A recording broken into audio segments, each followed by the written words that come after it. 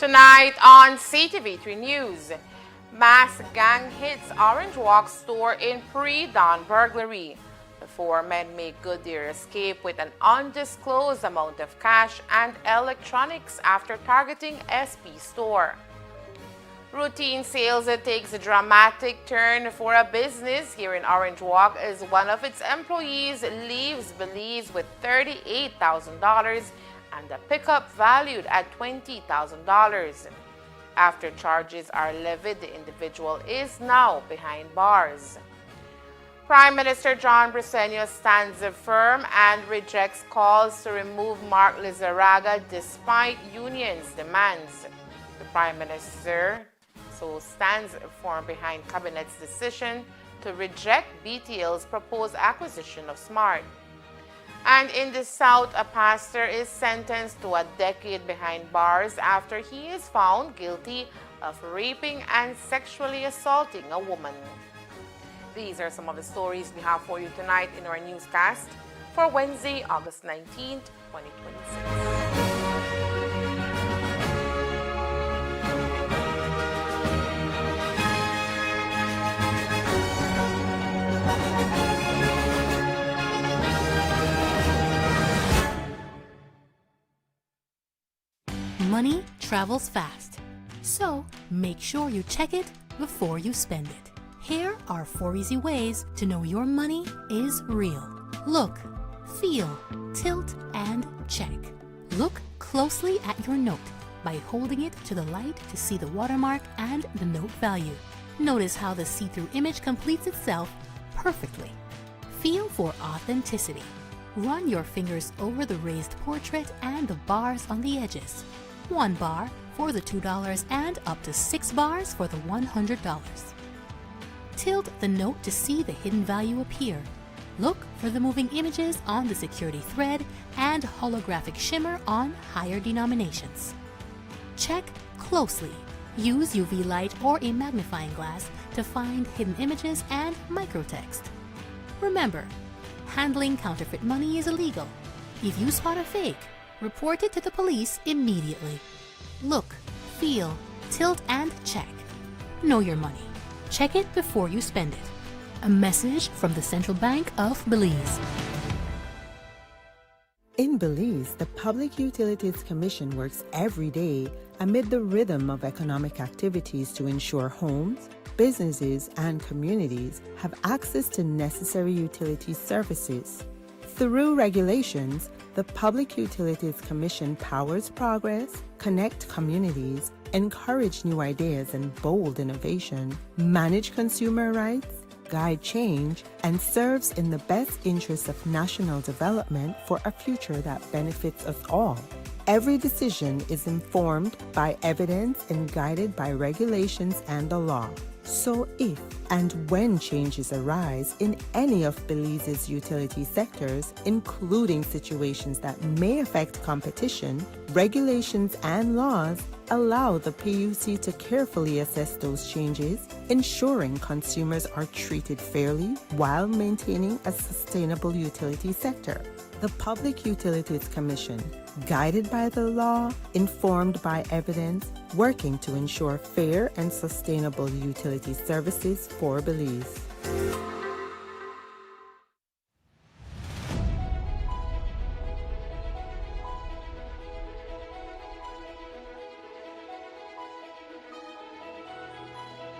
The first week we had it at Henry. Now this second week we're having it here at Georgetown Technical High School. Basically what we're doing is that we're trying to get youths involved in agriculture, especially because that is very important. We need it for food security, we need them to be sustainable. So we target them at a young age so that they can be able to incorporate whatever activity they're learning in their daily life, especially during the summer days, right? Regular summer camps would entail them probably to have some fun games outdoors and different other activities, but in terms of agriculture, we get them involved in different activities. For example, the whole week it's broken down in different activities. We had on Monday, we had horticulture, meaning that they had the opportunity to sow a seed, to do transplanting in a cover structure. On Tuesday, we taught them about livestock concept when it comes to New World screwworm, different livestock-related activities. Wednesday, beekeeping. Thursday, we focus on agro-processing, getting preparations when it comes to hands-on practice with healthy breakfast, healthy meals. And then on Friday, we wrap up with aquaculture. I just wanted to see the different topics we were going to learn about to try to learn something. We were learning about beekeeping, and I learned a lot that in one bee box, they can be up to 80,000 bees. I've been having a lot of fun.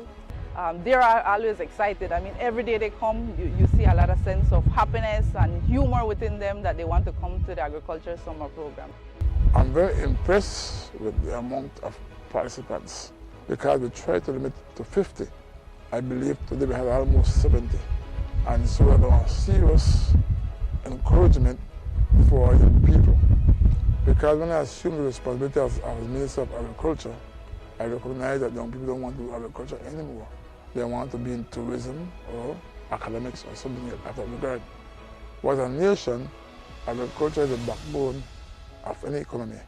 So as the minister responsible, I want to do everything possible to encourage young people to go into farming.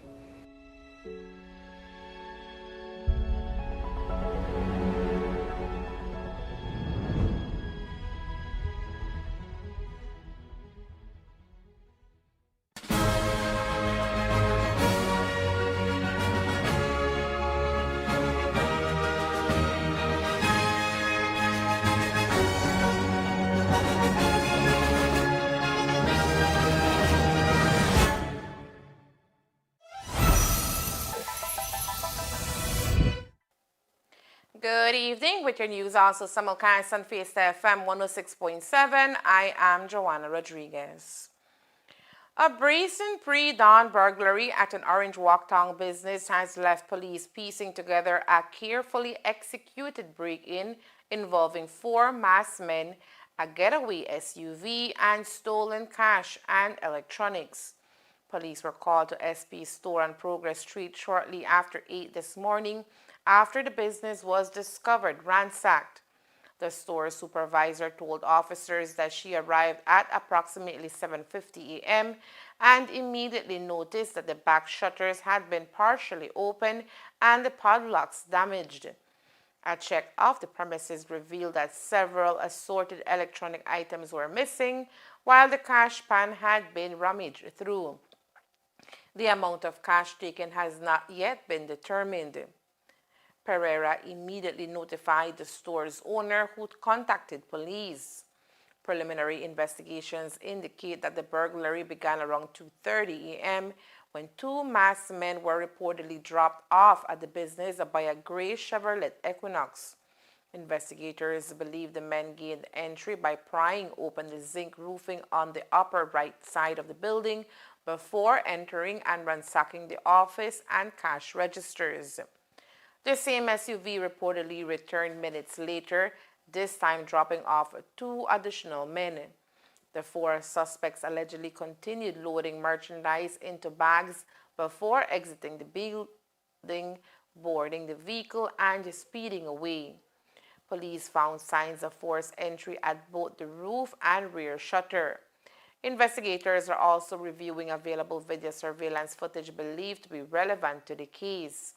The total value of the stolen merchandise and cash remains unknown as police continue their investigation and work to identify the suspects involved.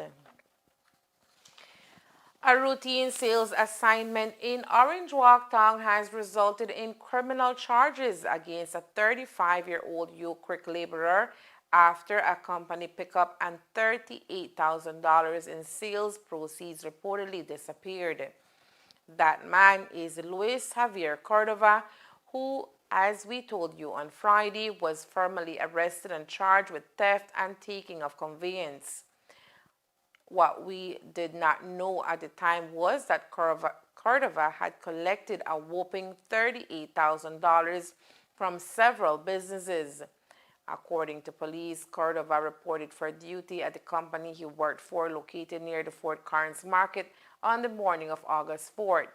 He was assigned to conduct sales in Orange Walktown and was given the keys to a gray 2006 Nissan Frontier 4-door pickup valued at $20,000. The vehicle was also being used to transport money collected from the company's sales activities. By approximately 6:30 p.m., however, the company's supervisor was informed that Cordova had not returned and that both the pickup and the cash were missing. Investigators later checked the border records and found that Cordova had reportedly left Belize through the northern border on August 4th and crossed into Mexico. The supervisor told police that company vehicles are strictly for business purposes and must normally be returned by 5 p.m. unless an employee receives authorization to keep one longer. The vehicles are also not permitted to be used for personal purposes. Cordova was detained on August 9th, and the Nissan Frontier was subsequently recovered and impounded. Prime Minister John Briceño is standing firmly behind Cabinet's decision to reject Belize Telemedia Limited's proposed acquisition of Smart, saying the move was made with the broader interests of Belizeans at the center of the discussion. Briceño made clear that the decision was not his alone, but the outcome of a collective cabinet process. While he declined to disclose the details of the discussions held behind closed doors, the Prime Minister emphasized that cabinet members considered the matter carefully before arriving at its conclusion.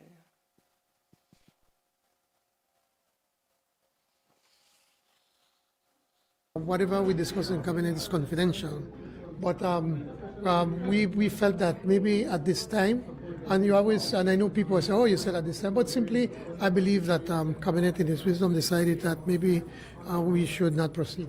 How did you go about Not proceed.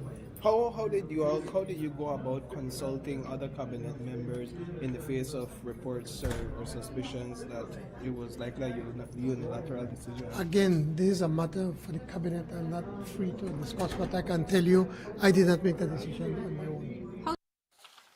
The decision comes amid continued debate over the future of Belize's telecommunications sector and whether the proposed acquisition would have strengthened or weakened competition between the country's major providers.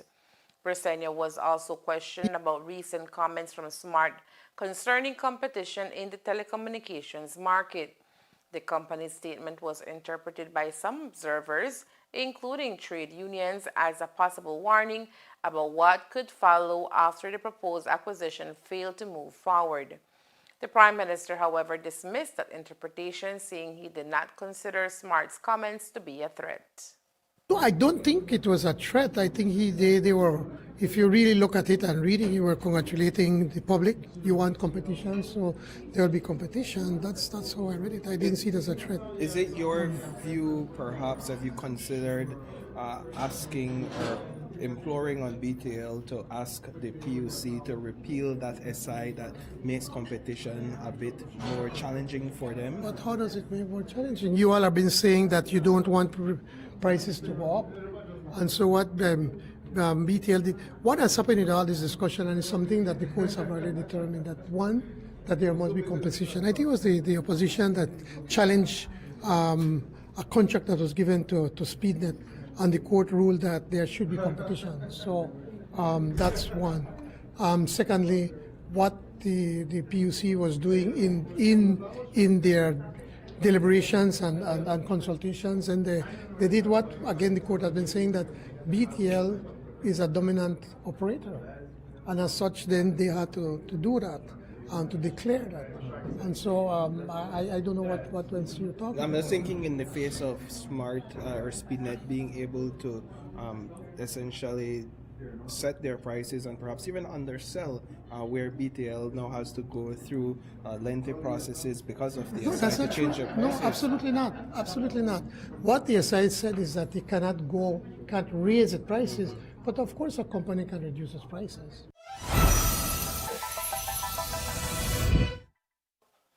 Instead, Briceño suggested that there remains significant room for telecommunications providers to compete more effectively and in ways that ultimately benefit consumers.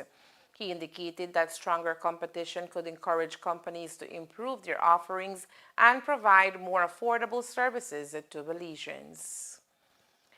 Prime Minister John Briceño is pushing back against a growing confrontation with the country's labor movement, making it clear that government is not prepared to remove BTL chairman Marco Mizarraga simply because the company's proposed acquisition of Smart has triggered a political and public backlash. Briceño was responding today to a series of demands from the joint unions following Cabinet's decision to reject the proposed acquisition of SpeedNet Communications, better known as Smart, by Belize Telemedia Limited, BTL. The National Trade Union Congress of Belize, NTUCB, alongside other social partners, has sharply criticized the BTL board's decision to approve the proposed acquisition, arguing that the transaction raised serious questions about transparency, public accountability, competition, and the protection of the national interest.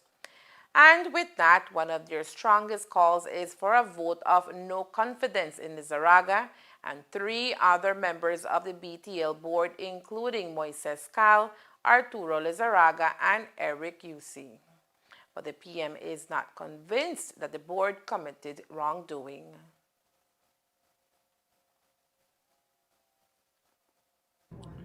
But did they do anything wrong? They did not do, but again, I think you all are jumping ahead of your time.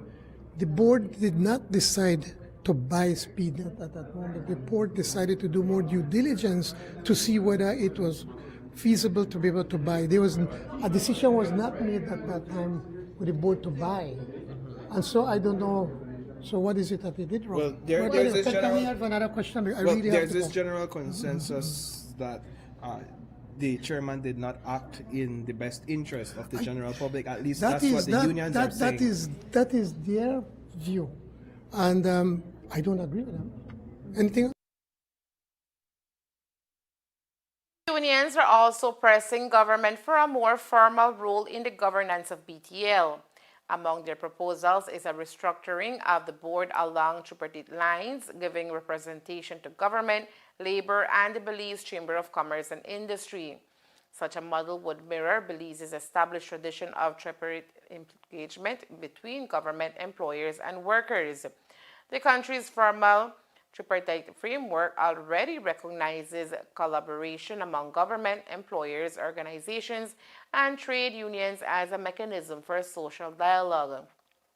The unions are additionally seeking more frequent meetings with the Prime Minister, arguing that workers and their representatives should have a more direct voice in decisions affecting BTL and other matters of national importance. Presenia, however, is stopping short of committing to those changes. We take a look at it. Do you see it being a possibility, a tripartite system, leadership system, where at the BTL board level? I would have to take a look at it. I can't comment on what I have not decided on. No?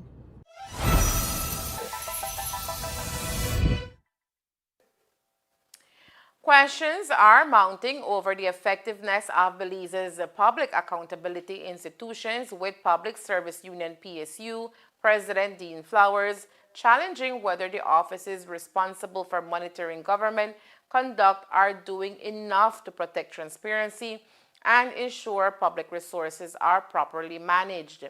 Speaking at yesterday's joint union press conference, Flowers raised concerns about the performance of the offices of the Contractor General and the Auditor General, arguing that both institutions have important responsibilities in safeguarding accountability within government. Flowers said the 2 offices were established to provide independent oversight and promote transparency in the management of public affairs. However, he questioned whether they are fully meeting the expectations placed on them, particularly when concerns are raised about government spending, contracts, and the use of public resources. They said that where the Office of the Contractor General is concerned, it will be strengthened by the enactment of the Public Contracts Commission. Where is that commission? To ensure full compliance with established rules and procedure. The Contractor General, who was also recently reappointed, was written by myself, who is a public officer in accordance with the Contractor General Act, to say that you need to do something to investigate the corruption that we're pointing out to you and that has been pointed out to you. The Contractor General, who was recently appointed, has not even acknowledged that correspondence, much less act in accordance with the Act. And so since this table is calling for certain resignations, I think that if the Contractor General of Belize cannot face the media and explain why she has done absolutely nothing with the powers vested in her, I think she needs to do the honorable thing and resign. You need to resign, Ms. Arthurs. You're turning that office into a mockery and a disgrace. And history will remember you for that. I want to also turn my attention to the Auditor General, who recently proclaimed that people they shred paper, people they lock she out of office. When Section 13(4) of the Finance and Audit Reform Act empowers her to make complaints to the relevant commission, how many complaints has Maria Rodriguez laid before the Public Services Commission for those public officers to be sent home? How many complaints has Maria Rodriguez made to the Director of Public Prosecution under the Criminal Code or any other law, as the FARA says, for people to be charged and prosecuted? The Auditor General plays a key role in examining how public funds are collected, spent, and managed, while the Contractor General's office is intended to provide oversight of government contracting and procurement. Effective oversight by such institutions is considered essential to preventing abuse, identifying irregularities, and ensuring that public officials can be held accountable.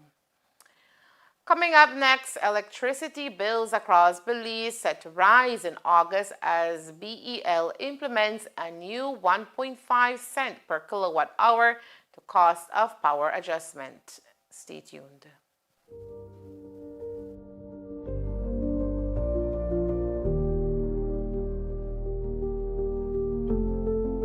When I come here with me and my family, I get quality service. I have no problem with the doctors nor the nurses. It has a lot of impact on the families because they can also use the service just like me. People younger than me have to pay $2 while I get my medication free. So that's the great thing about NHI, that you can, access the service based on your ability to pay or not. All right. So that's the game changer of NHI, is that a consultation is $2. And I think if you don't have the $2, we would never deny the service. Built into that is children under 5 years old or above 60 years old or pregnant women. They have been suspended from the $2, what we call co-pay. So for them it's totally free. I am glad because before I would have to pay out of pocket. Now, well, because I'm senior citizen, I can get most of them for free. I think NHI is for everybody. Once you have a social security card, you should register for NHI.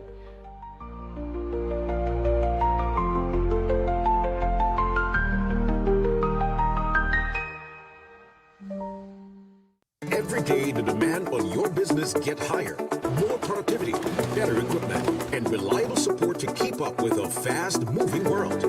At Cellular World Business Solutions, we're ready to help you boost performance across every operation. Don't let outdated technology hold you back. With our certified and supported solutions, your business stays ahead.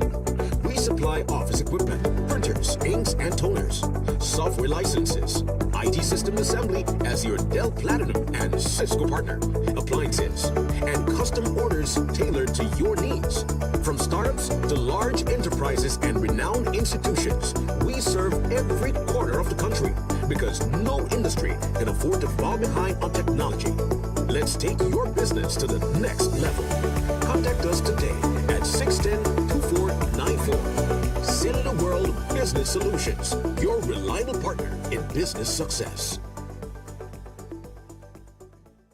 In Belize, the Public Utilities Commission works every day amid the rhythm of economic activities to ensure homes, businesses, and communities have access to necessary utility services. Through regulations, the Public Utilities Commission powers progress, connect communities, encourage new ideas and bold innovation, manage consumer rights, guide change, and serves in the best interests of national development for a future that benefits us all. Every decision is informed by evidence and guided by regulations and the law.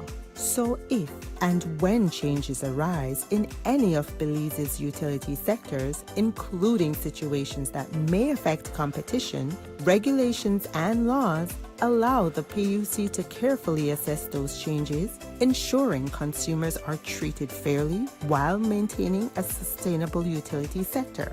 The Public Utilities Commission, guided by the law, informed by evidence, working to ensure fair and sustainable utility services for Belize.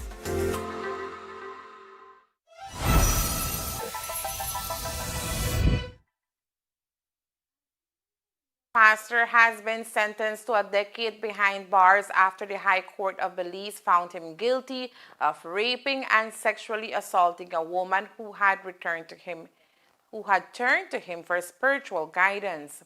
Justice Antoinette Moore handed down the sentence today against 67-year-old Pastor Victor Wagner Hernandez of the Toledo Faith Outreach Christian Center in Punta Gorda. Hernandez was convicted of 2 counts of rape stemming from incidents in 2015 and 2016, as well as 1 count of sexual assault committed in 2021. The case involved a 35-year-old female congregant who reported that Hernandez sexually abused her while she was seeking his counsel. She faced threats before making her complaint, and the emotional toll of the case became evident during the trial when she broke down while giving evidence, forcing a temporary adjournment. Despite the challenges she faced, Justice Moore ultimately accepted the woman's testimony as credible and found Hernandez guilty on all 3 charges. Hernandez, who previously served as head of the National Evangelical Association of Belize and was regarded as one of Toledo's most senior pastors, was charged in 2024 following the allegations. Hernandez, who recently suffered a stroke, was represented by attorney Leslie Hamilton, while Assistant Director of Public Prosecutions Javier Chan led the prosecution. Electricity bills across Belize are set to rise in August as Belize Electricity Limited BEL implements a new 1.5 cent per kilowatt hour cost of power adjustment (COPA) following a final ruling by the Public Utilities Commission (PUC). The charge is the first adjustment under a new regulatory sandbox introduced by the PUC to closely monitor BEL's actual cost of purchasing power and determine whether customers should bear part of any difference from the regulator's approved reference cost. According to BEL, the company's actual power costs during the past 6 months were 4.3 cents per kilowatt hour, above the reference cost established by the PUC. However, customers will not be required to cover the entire shortfall. Under the new system, monthly COPA movements are limited to a maximum of 1.5 cents per kilowatt hour, whether the adjustment is an increase or a decrease. For August, that maximum has been applied. Customers who are not enrolled under the social rate will pay an additional 1.5 cents for every kilowatt hour consumed during the month. The social rate remains fully protected from the charge, meaning qualifying customers will not be affected by the August COPA. The adjustment is also not subject to GST and will be displayed separately on electricity bills instead of being incorporated into BEL's base electricity rate. The new arrangement does not mean electricity customers will automatically face another increase next month. BEL is required to provide the PUC with verified financial and operational information each month. Based on the company's actual cost of power, the regulator will reassess the COPA and determine whether an adjustment is warranted.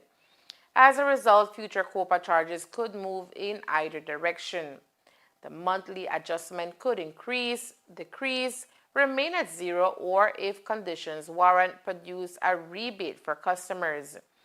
The PUC's regulatory sandbox is designed to create a more direct link between BEL's actual power, purchasing costs, and the amount ultimately reflected on customer bills, while placing a limit on how sharply those costs can be placed on in any single month. BEL maintains that the mechanism is intended to balance two competing concerns, allowing the company to recover legitimate costs associated with purchasing electricity while shielding consumers from sudden and potentially significant swings in electricity prices. For August, however, the impact is straightforward. Except for customers benefiting from the social rate, electricity users will see an additional 1.5 cents for every kilowatt hour consumed added as a separate COPA charge to their bills. The COPA measure is intended as a temporary financial cushion for BEL as the company deals with substantial losses linked largely to the increased cost of imported power from Mexico's Comisión Federal de Electricidad, CFE, and other independent power producers. So how will COPA work? Under the new arrangement, the 30-cent per kilowatt-hour figure established by the PUC will serve as a benchmark for BEL's cost of power. If BEL pays more than 30 cents per kilowatt-hour for electricity, consumers will be charged an additional 1.5 cents per kilowatt-hour through COPA. For example, customers using 500 kilowatt-hours in a billing period would see an additional $7.50 added to their bill under the adjustment. The charge will be listed separately on electricity bills, allowing customers to distinguish the COPA amount from their regular electricity charges. BEL's Executive Chairman Lin Young explained the process about a month ago. So what the suggestion was to try to smoothen the effect on customers rather than wait a year or two and then having to adjust the rates by 6 cents or 5 cents or whatever. And so it's going to be on a monthly basis that we'll take a 6-month average of the cost of power and compare it to what is in the rates. And let's say at the rolling 6 months for the last 6 months was 32 cents per kilowatt hour. Then that's 2 cents per kilowatt hour more than what's built into the rates. But this mechanism is going to limit it at 1.5 cents. The adjustment either way, right? So then the customer would get an extra 1.5 cents as a cost of power adjustment on the bill. As I was explaining, most of the customers, about 70% of our customers are residential customers that burn about $200 per month. So a customer like that would probably see something like maybe a $5 adjustment to the bill if it was a full 1.5 cents. If it could be less. The last year, the company had some struggles trying to pay CFE, and there were times when CFE actually said, listen, if you don't come up with money, we're going to have to disconnect you. So we can't continue to put the country's electricity supply at risk, right? So we have to try to put things in place to make sure that we eliminate that risk as much as we can. Like I said, sometimes we are getting like $1 US per kilowatt hour for power from Mexico. And then sometimes it drops down to 5 cents. I think, as we explained, we are doing things to try to manage that, like trying to get batteries online, trying to get more solar online, to try to be in a position where we don't have to buy expensive power. However, the mechanism is designed to work in both directions. If BEL's cost of purchasing electricity falls below the 30-cent benchmark, customers would receive a 1.5 cent per kilowatt hour reduction instead. There is a decrease in the cost of power, meaning that we pay our power suppliers less than what the PUC approves for the cost of power. That savings would then also be passed on to our customers. So key thing there is making sure that increases in cost of power is passed on in a way that customers could manage the variations. There's no sharp fluctuations.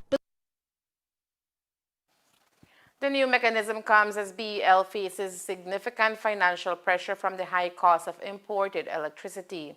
BEL Executive Chairman Lin Young reported in July that the company suffered a loss of $23 million in the previous year. The financial impact has also been felt by the government of Belize, which holds a 65.88% controlling interest in BEL. The company did not declare a dividend to shareholders at its recent annual general meeting. The COPA is therefore expected to help BEL meet its financial obligations to CFE and other electricity suppliers while avoiding interruptions to the national power supply. The government is also supporting BEL's longer-term plans to increase domestic generation. As part of that effort, the government is making a strategic investment of 73 million Belize dollars by purchasing 8,138,020 preference shares at 9 Belize each. BEL's plans extend beyond the temporary mobile generators. The company is awaiting the commissioning of a 15-megawatt solar facility being developed by Blair Atoll Power Company Limited, BAPCOL. BEL signed a power purchase agreement for the project last year, with the facility expected to come online in early 2027. BEL is also preparing to develop large-scale lithium battery storage systems with a combined capacity of 40 megawatts. The proposed battery installations will be located at Westlake, Orange Walk, Dangriga, and San Pedro. The battery project is expected to be tendered next month, with contracts targeted for October and completion projected for September 2027. The storage systems are intended to strengthen the reliability of the electricity grid by storing power when it is available and supplying it when generation falls short. Another major project in BEL's pipeline is an 80-megawatt utility-scale solar development. The tendering process is expected to begin in November, with the solar facilities targeted for commissioning by the middle of 2028. Proposed locations include Corozal, Orange Walk, and Bamopan. The planned battery storage facilities would complement the solar installations, helping BEL manage the intermittent nature of solar power. The batteries could provide electricity during cloudy conditions and at night when solar panels are not generating power. Until those projects are fully operational, customers will continue to see the impact of fluctuations in BEL's cost of power through the COPA mechanism. The expectation is that as more locally generated electricity becomes available, the pressure created by expensive imported energy will gradually decline. The University of Belize and the Turnif Atoll Sustainability Association, TASA, are strengthening their partnership to support marine conservation, research, and development at the Calabash Key Field Station. The two institutions signed an agreement earlier today allowing TASA to construct a terrestrial trail system along with a pier and docking facility at the field station. TASA was appointed by the Fisheries Department under the Ministry of the Blue Economy and Civil Aviation as a co-manager of the Turnif Atoll Marine Reserve. Its responsibilities include the daily on-site management of the Marine Reserve. TASA Executive Director Valdemar Andrade says the organization views UB as a key science partner and intends to deepen that collaboration in the years ahead. Well, they have signed, so it's with immediate effect at the end of the day. So now our job is to ensure that we plan, that we ensure that we protect, continue to protect, because we're already doing a lot of the protection work already at the end of the day. It is 365,000 acres of marine space that you're looking at, with an additional 17 to 20,000 acres of protected space. The critical difference from the last one to now is that the land trust belongs to the government and people of Belize at the end of the day. And the importance also is that it's protecting flats fishery areas, right? Now, flats fishery areas, I've seen many local Belizeans now who are ex-fishers or who have been trained in flats fishery earning a significant wage in a flats fishery industry at the end of the day. It is very important that people understand that, while in 2022, when we did that study, or when the Turnif Atoll Trust did that study, it said that flats fishery was 6.7% of GDP. Today, it probably is 10% of GDP.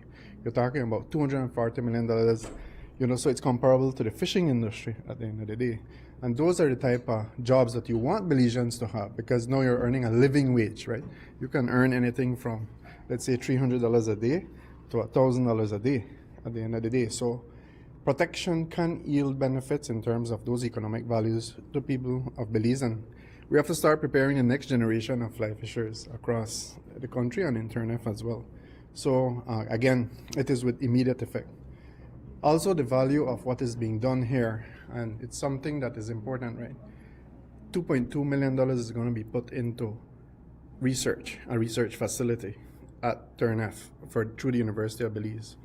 I sit on the University of Belize board, and it is an important investment in the future researchers of Belize. Now, why is that important? In management, we make management interventions based on science.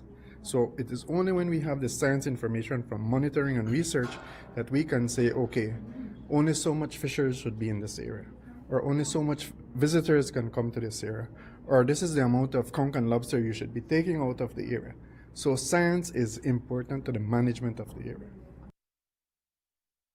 Prime Minister John Briceño has also welcomed the collaboration, emphasizing the importance of partnerships that advance research, environmental protection, and the sustainable management of Belize's marine resources. Well, I want to start off by genuinely thanking you all to be able to cover this event. As we pointed out earlier, this is not just a regular official signing ceremony, but this is legacy building, where the government has partnered with TASA and the Turnef Atoll Trust to be able to find a way how we can protect these 17,000 acres of mangrove forest in Turnef, and to be able to protect it in perpetuity. And so when we got into government, this was already signed by the previous government, but in their haste, there were certain legal issues that we needed to correct. And I want to really sit down with us and to find how we can make changes and to improve on it, but never lose sight of what it's all about. Is about conservation. But at the same time, thanks to Dr. Hayes, they made a deposit on the land. I think it's about $2.2 million. And since it has been removed from the original trust fund to another trust that is being managed and owned by Belizeans, in the discussions, and they came up with the idea of what, instead of them getting a check or a refund, to use that money to be able to help the University of Belize to set up a marine research facility in the area. So it's a win-win, and it's really, really exciting what we have just done by signing this. And as I told Dr. Palacio, now his work begins to ensure that now we can put this in a world-class marine research facility, University of Belize, and in an area where you have great universities with billions of dollars in trust funds that worth billions of dollars, but they don't have that, what we own. And so the University of Belize is being challenged and tasked to be able to put that into place.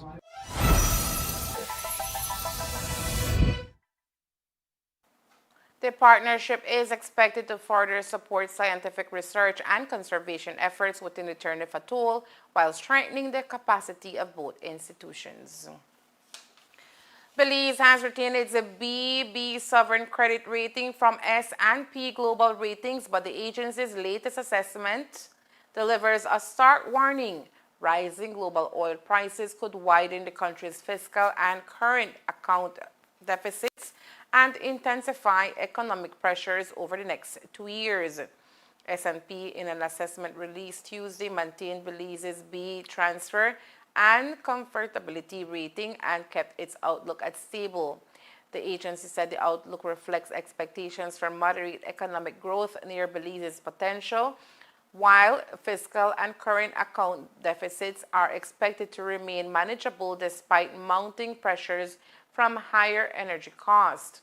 S&P forecasts real GDP growth of 2% in 2026, marking a slowdown as activity in two of Belize's key economic engines, tourism and business process outsourcing, BPO, loses momentum.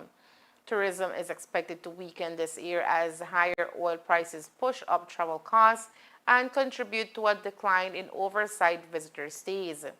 Still, S&P sees potential relief on the horizon, pointing to a new air routes from Bermuda Air and Air Canada that could strengthen Belize's connections with North American and European markets and support tourism growth over the longer term.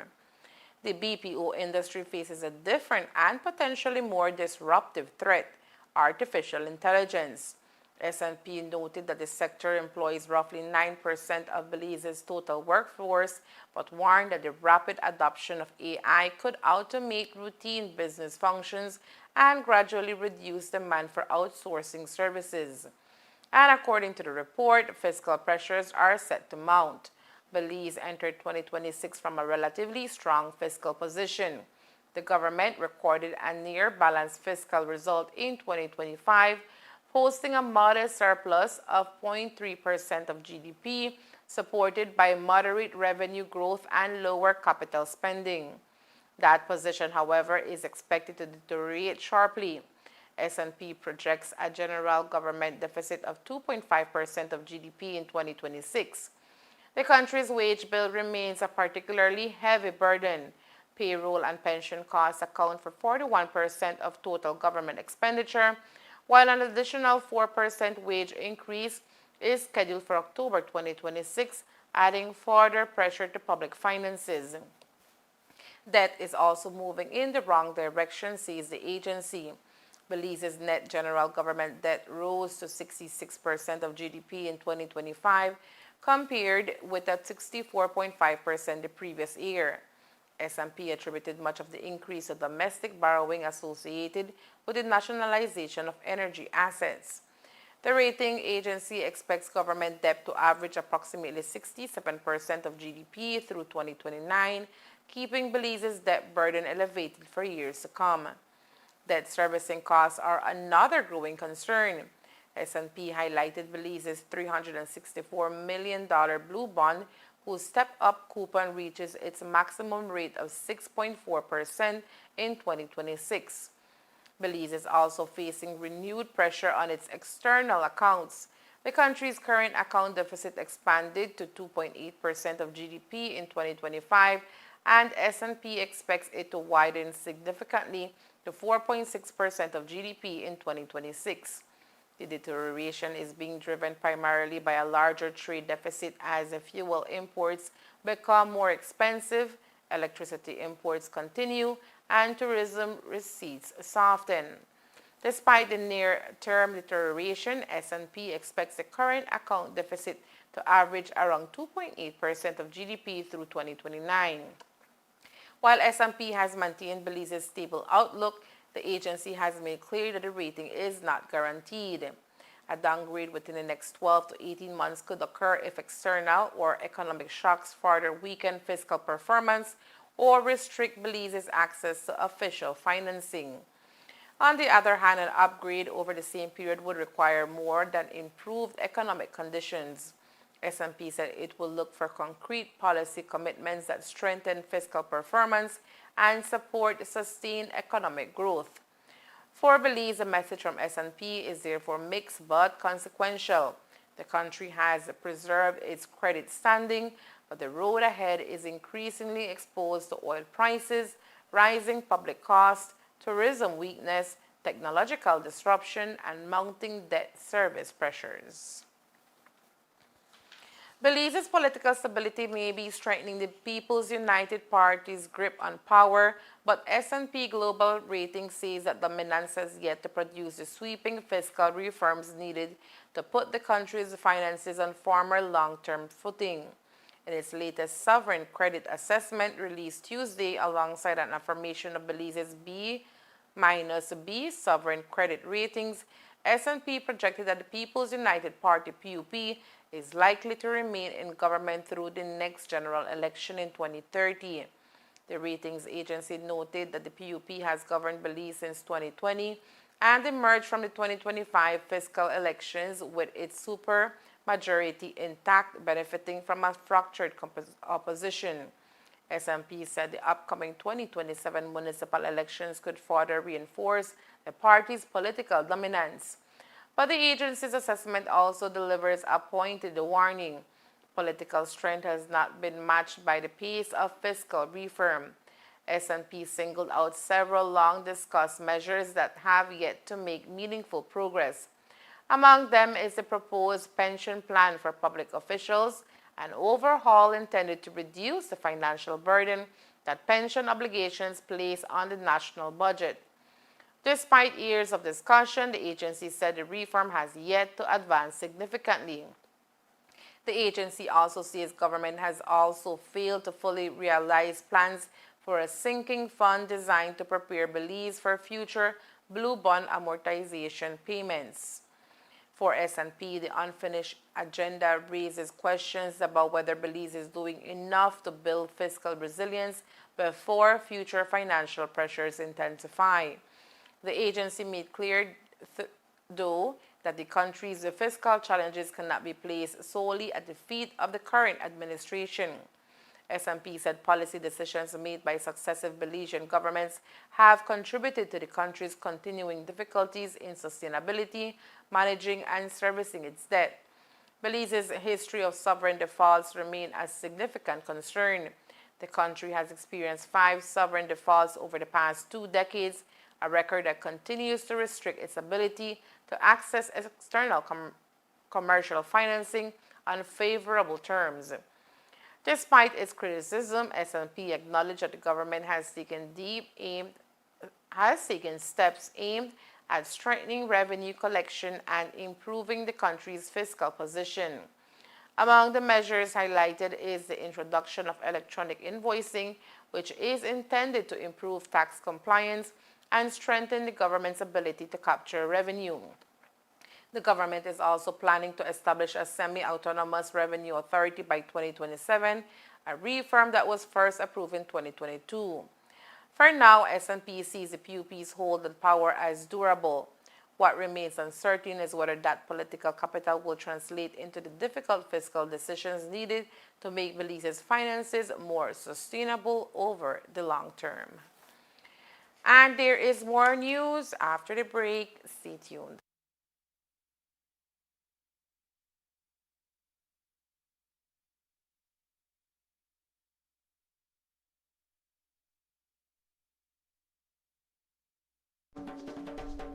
Our African ancestors were legally emancipated from slavery, marking the beginning of a new chapter in the pursuit of dignity, justice, and opportunity.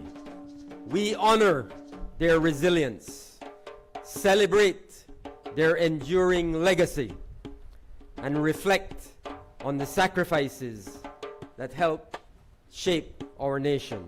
5 years ago, the government of Belize formally recognized Emancipation Day as a deeply rooted part of our national journey and identity. That struggle, resistance, and triumph are fundamental parts of our road to independence, and that this present moment in 2026 is intertwined with our many challenges and opportunities as a nation and people. Advancing our education upliftment project and healthy school meals agenda, building more affordable homes for those most in need, and expanding our national health insurance program to ensure better health care for all. Physical freedom must be backed by economic empowerment. On behalf of the government of Belize, I have appointed the Belize Pro Tem Reparations Committee, marking Belize's active involvement in the call for reparatory justice. As the CARICOM Reparations Manifesto states, the goal is to achieve material, social, cultural, and financial justice for sustainable development. Through this initiative, Belize will have a voice in the CARICOM Reparations Commission as it works to define and implement a 10-point action plan aimed at securing redress for the centuries of oppression endured by African and indigenous peoples and their descendants. Today, on Emancipation Day, let us remember that we stand on the shoulders of men and women who were held in chains, but whose spirits were never bound.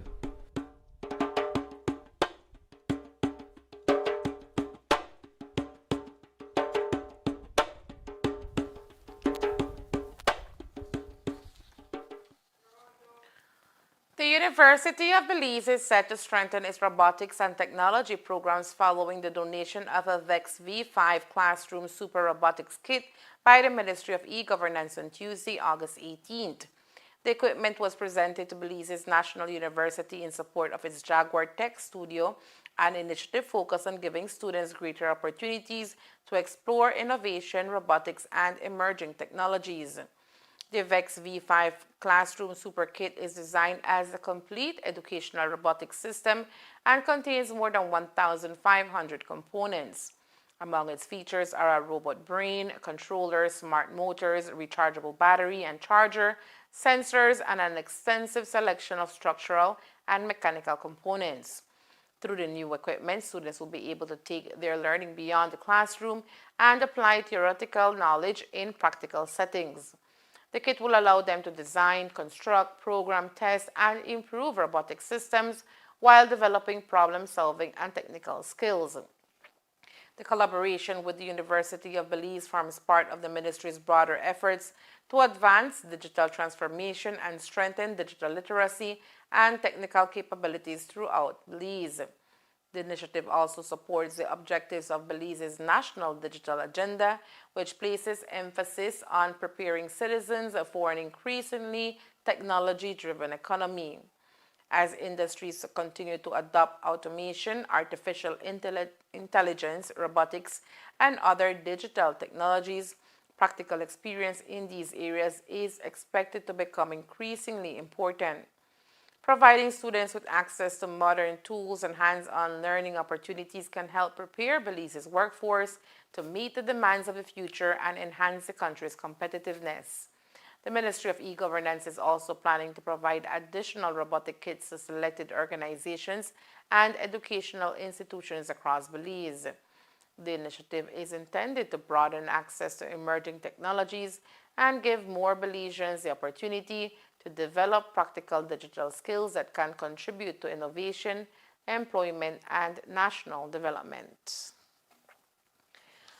Belize is moving closer to nationwide enforcement of its anti-littering laws, with trained officers expected to soon have the authority to issue violation tickets in communities across the country.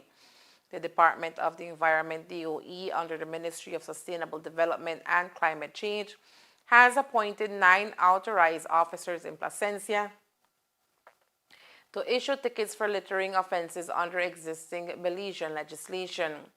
The newly appointed officers are Warren Garbott, Bryce Dial, Sheldon Lopez, Conrad Villanueva, Christine Small, Henry Hamilton, Charles Westby Jr., Edwin Westby, and Naomi Anderson.